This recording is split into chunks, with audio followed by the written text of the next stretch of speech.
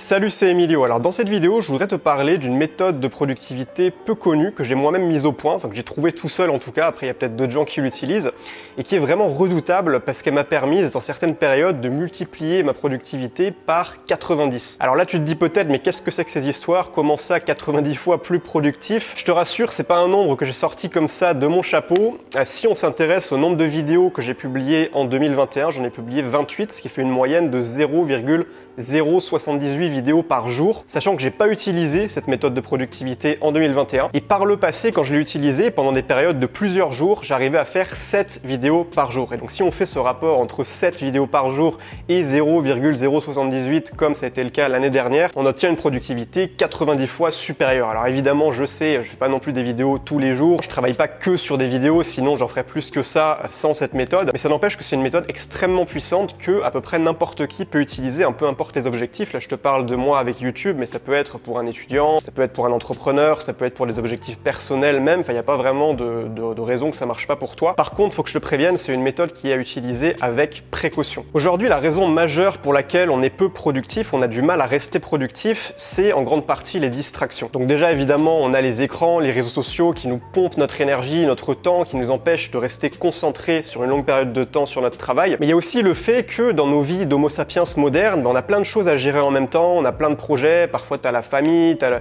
la vie sociale, tu as les projets perso, tu as ton activité professionnelle, ce qui fait que dans une journée, à l'échelle d'une seule journée, tu vas avoir plein de trucs à gérer en même temps. Et tu vas pas pouvoir être focus pendant 24 heures complètes sur une chose et une seule chose. Et c'est là qu'intervient la fameuse méthode dont je te parle, qui s'appelle, que j'ai baptisée la méthode de l'ermite. Si je devais résumer cette méthode en un seul mot, je dirais focus. Le principe de cette méthode de l'ermite, ça va être de couper toutes les distractions que tu peux avoir pendant une certaine période de temps que tu vas définir, de manière à être extrêmement focus sur un seul objectif et abattre une quantité de travail colossale en un temps record. La première étape de la méthode de l'ermite, ça va être de définir pour toi un objectif important court terme. Alors là, on ne parle pas d'un objectif long terme comme perdre du poids, comme monter un business en partant de zéro. C'est des objectifs qui vont demander du temps.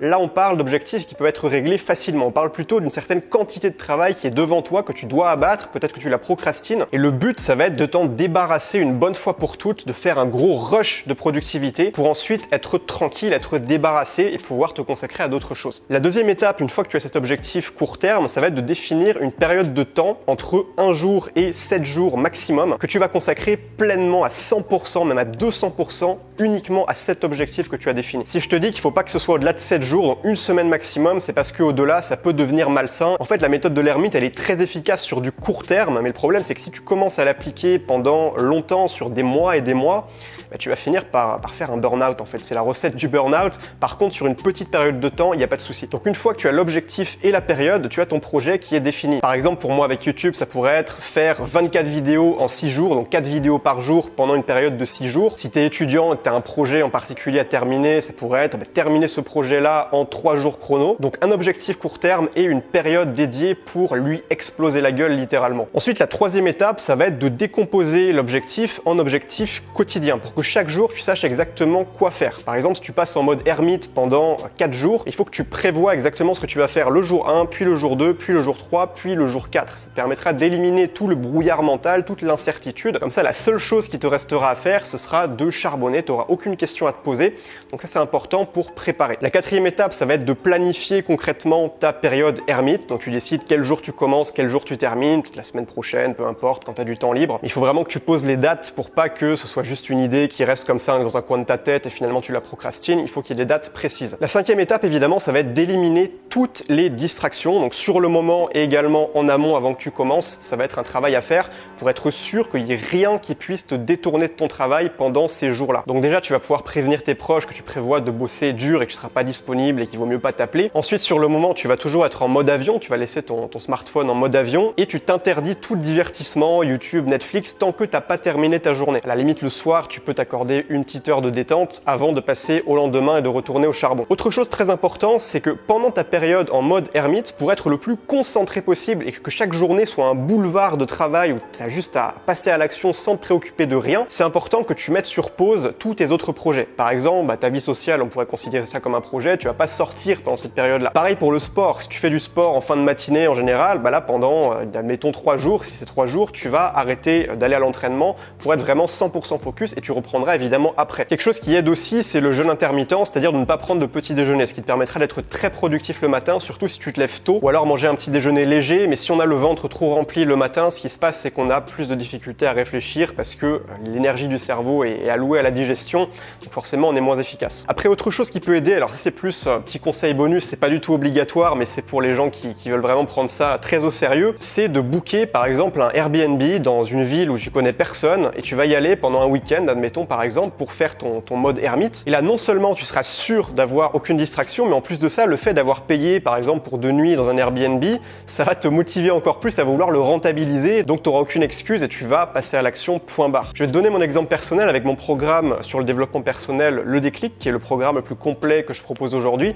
Ce programme, je l'ai créé à Séoul. En fait, je savais que je connaissais personne à Séoul. En plus, il faisait moins 10 degrés, c'était l'hiver. Et donc, je savais qu'en allant à Séoul en plein hiver, j'aurais rien à faire concrètement. Je connais personne, j'ai pas envie de sortir parce qu'il fait trop froid. Et donc, je vais rester à l'intérieur et je vais charbonner. Alors ça peut paraître un petit peu extrême peut-être pour certains, mais je te rassure, c'est pas du tout obligatoire. Si tu arrives à le faire chez toi, c'est déjà très bien. Et puis enfin, la dernière étape, une fois que tu as respecté toutes ces étapes que je viens de t'énoncer, le jour J, quand ça arrive, quand ça démarre, tu passes en mode ermite et là tu défonces tout, tu charbonnes comme jamais et tu exploses littéralement ton objectif court terme. Alors je sais que beaucoup vont me dire, mais Emilio, c'est extrême comme méthode, j'ai pas forcément besoin de ça. Alors je dis pas que c'est pour tout le monde, encore une fois, c'est pas quelque chose à mettre entre toutes les mains, c'est une méthode très efficace mais aussi qui a des risques. Et justement, pour que ça reste quand même un minimum sain, il y a 3 règles principales à respecter. La première, évidemment, c'est de ne jamais faire ça pendant plus d'1 semaine, sinon c'est la recette pour le burn-out si tu continues pendant trop longtemps. Donc première règle, 1 semaine maximum. La deuxième règle, c'est d'avoir une hygiène de vie irréprochable. Ne va pas bouffer des burgers, des pizzas, des trucs comme ça.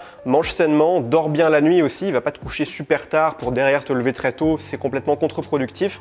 Donc et tes 8 heures de sommeil par nuit. Et puis enfin, la troisième règle, c'est de te faire des petites pauses où tu vas sortir de chez toi pour t'aérer, pour marcher. Parce que si tu es vraiment en mode ermite dans sa grotte pendant plusieurs jours, c'est quand même difficile. Il vaut mieux prendre un petit peu l'air plutôt que rester enfermé. C'est pas vraiment terrible aussi pour la créativité quand tu es tout le temps chez toi.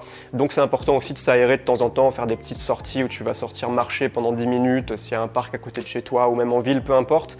Mais voilà, c'est les 3 règles à respecter pour appliquer cette méthode de l'ermite. Les avantages considérables de cette méthode, c'est que tu abats une quantité de travail énorme en un temps record et donc tu te sens fier de toi, tu te sens soulagé d'un travail peut-être que tu procrastinais depuis un certain temps. Et surtout, c'est facile de tenir le coup pendant ta période ermite parce que tu sais que dans quelques jours, ce sera terminé, tu seras fier de toi et tu pourras plus profiter, tu pourras te prendre un petit jour off, peu importe. Mais voilà, comme c'est court terme, c'est un avantage. Ça permet vraiment de se surpasser sur une petite période de temps. Sachant que tu pourrais jamais obtenir une productivité x10, x20, x50, voire x100 si tu étais dans ton quotidien distrait. Alors pas que par les réseaux sociaux, par internet, etc.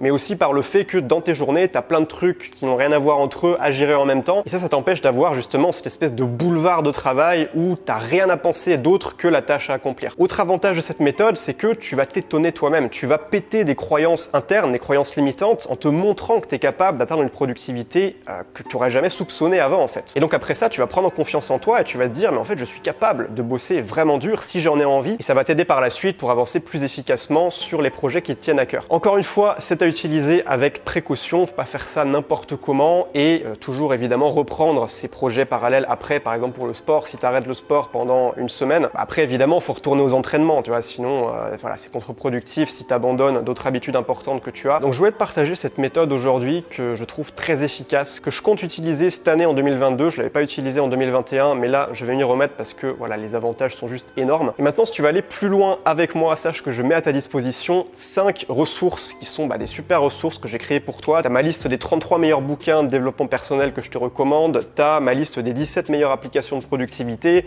tu as une liste de 21 idées d'objectifs si tu sais pas quoi faire de ta vie, là tu as plein d'idées de projets dans lesquels te lancer. Tu as mon template d'agenda que tu peux télécharger, recopier pour organiser tes semaines comme un boss et tu as un extrait aussi de ma formation Habitudes explosives qui est une formation qui t'aide à créer des habitudes solides et durables sur le long terme dans ta vie. Donc pour recevoir ces outils, tu as le premier lien dans la description de cette vidéo ou en commentaire épinglé, tu trouves ça facilement, tu cliques sur le lien, tu me laisses ton email et moi je t'envoie ça immédiatement, tu reçois ça, tu télécharges ça et tu l'utilises comme bon te semble pour améliorer ta vie. Donc sur ce, excellente journée à toi, je te dis à très vite pour une prochaine vidéo. C'était Emilio, ciao ciao.